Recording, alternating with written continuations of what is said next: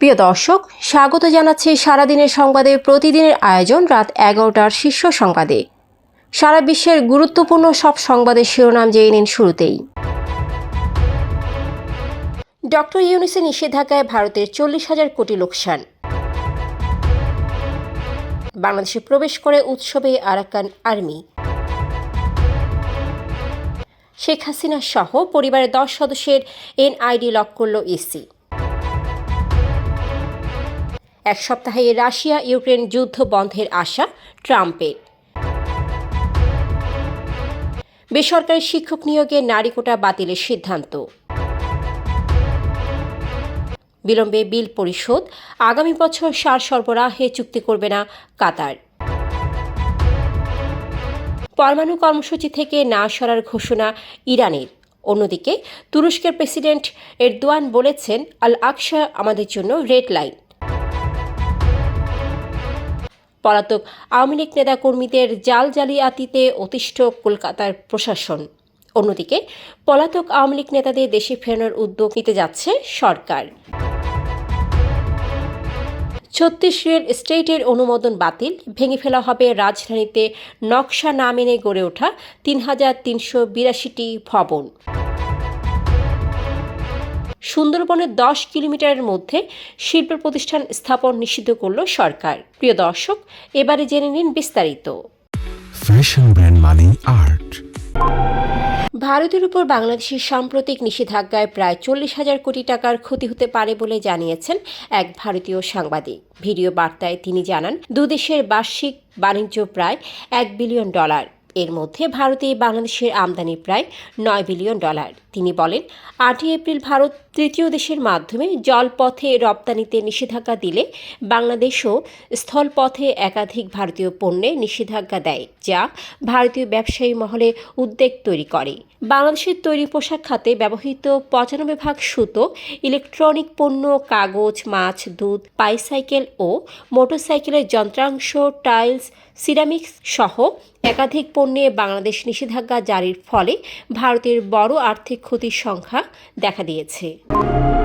বান্দরবানের থানচির রেমাক্রি ঝিরিমুখ এলাকায় জলকেলি উৎসব করেছে মিয়ানমারের বিদ্রোহী গোষ্ঠী Arakan army.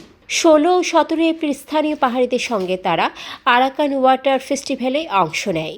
United League of আরাকানের অর্থায়নে ও তত্ত্বাবধানে আয়োজিত এই উৎসবের ছবি সামাজিক মাধ্যমে ভাইরাল হয়েছে। বিজিবির উপস্থিতিতেই এ উৎসব হলেও তাদের নীরব ভূমিকায় উদ্বেগ বেড়েছে।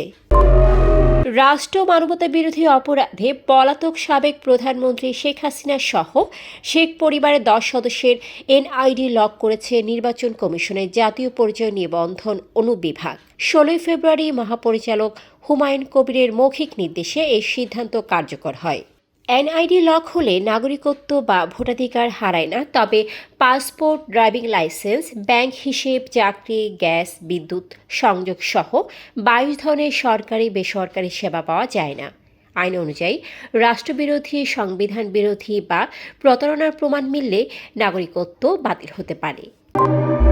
মার্কিন প্রেসিডেন্ট ডোনাল্ড ট্রাম্প আশা প্রকাশ করেছেন, রাশিয়া ও ইউক্রেন চলতি সপ্তাহে যুদ্ধ থামাতে চুক্তিতে পৌঁছাবে।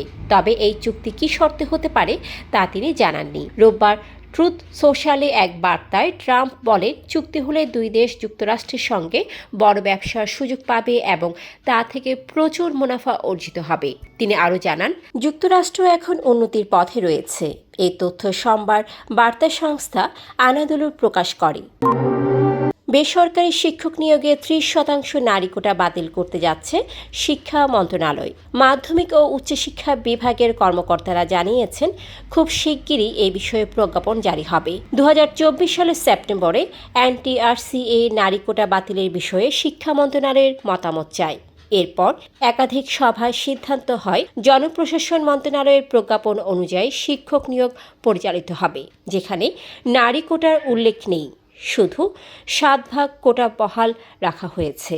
ফলে এনটিআরসি এর মাধ্যমে শিক্ষক নিয়োগে নারী কোটা থাকছে না। যে কোনো সময় এই সিদ্ধান্ত কার্যকর হতে পারে।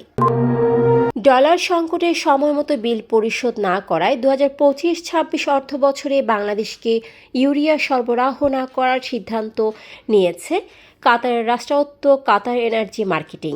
বিষয়টি বিসিআইসিকে লিখিতভাবে জানানো হয়েছে। শিল্প মন্ত্রণালয় 20 মার্চ বাংলাদেশ ব্যাংকের গভর্নর ও অর্থসচিবকে চিঠি দিয়ে জানায়, বিল পরিশোধে দেরির কারণে G2G ভিত্তিতে ইউরিয়া সরবরাহকারী অন্যান্য দেশও অনীহা দেখাচ্ছে এবং কেউ কেউ অতিরিক্ত সুদ আরোপ করছে।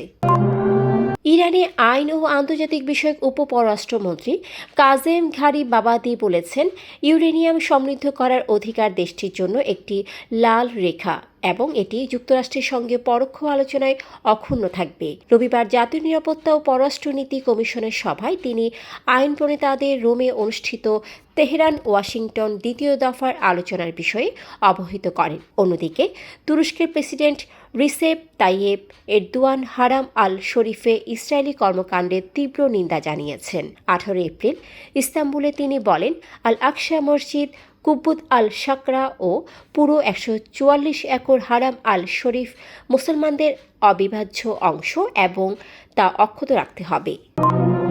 গণ অভ্যুত্থানে পালানোর পর অনেক আওয়ামী লীগ নেতাকর্মী ভারতে গিয়ে জালিয়াতির মাধ্যমে আধার কার্ড ও পাসপোর্ট সংগ্রহ করে অবৈধভাবে বসবাস শুরু করেন। ফ্যাসিস্ট হাসিনার সাথে পালিয়ে যাওয়া এসব নেতাকর্মীদের বিরুদ্ধে তদন্ত চলছে। সম্প্রতি ভারতের এনফোর্সমেন্ট ডিরেক্টরেট এক বাংলাদেশি নাগরিককে গ্রেফতার করেছে, যিনি দীর্ঘদিন অর্থের বিনিময়ে বাংলাদেশিদের অবৈধভাবে ভারতীয় আধার, ভোটার আইডি ও পাসপোর্ট সরবরাহ করতেন। বিষয়টি প্রকাশ করে হিন্দুস্তান টাইমস। অন্যদিকে প্রধান উপদেষ্টার প্রেস সচিব শফিকুল আলম জানিয়েছেন, দুর্নীতি, খুন ও মানবাধিকার লঙ্ঘনের অভিযোগে বিদেশে পলাতক আওয়ামী লীগ নেতা ও সাবেক মন্ত্রীদের দেশে ফিরিয়ে আনতে সরকার উদ্যোগ নেবে।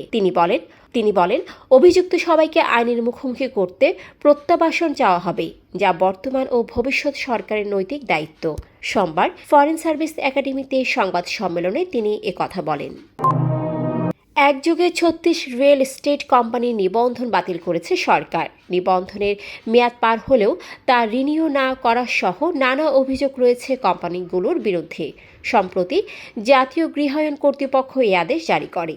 অন্যদিকে নকশা ভঙ্গ করে নির্মিত ঢাকার 3382টি ভবনের অবৈধ অংশ ভাঙার কাজ শুরু হয়েছে বলে জানিয়েছেন রাজুক চেয়ারম্যান ইঞ্জিনিয়ার মোহাম্মদ রিয়াজুল ইসলাম। সোমবার ঢাকা রিপোর্টার্স ইউনিটিতে নগর উন্নয়ন সাংবাদিক ফোরামের আয়োজিত নগর সংলাপে তিনি এই তথ্য জানান। সুন্দরবনে 10 কিলোমিটার ইসিএ এলাকায় নতুন শিল্প প্রতিষ্ঠান স্থাপন নিষিদ্ধ করার সিদ্ধান্ত নিয়েছে সরকার। পরিবেশ মন্ত্রণালয় দ্রুত এই বিষয়ে প্রজ্ঞাপন জারি করবে। সোমবার সচিবালয়ে অনুষ্ঠিত জাতীয় পরিবেশ ও জলবায়ু পরিবর্তন কমিটির নির্বাহী কমিটির 16তম সভায় এ সিদ্ধান্ত হয়। সভায় সভাপতিত্ব করেন উপদেষ্টা Syeda Rizwana Hasan.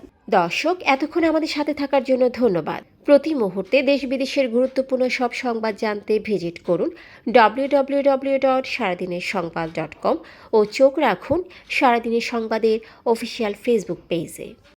Fashion brand money art. Men's, ladies and kids wear art.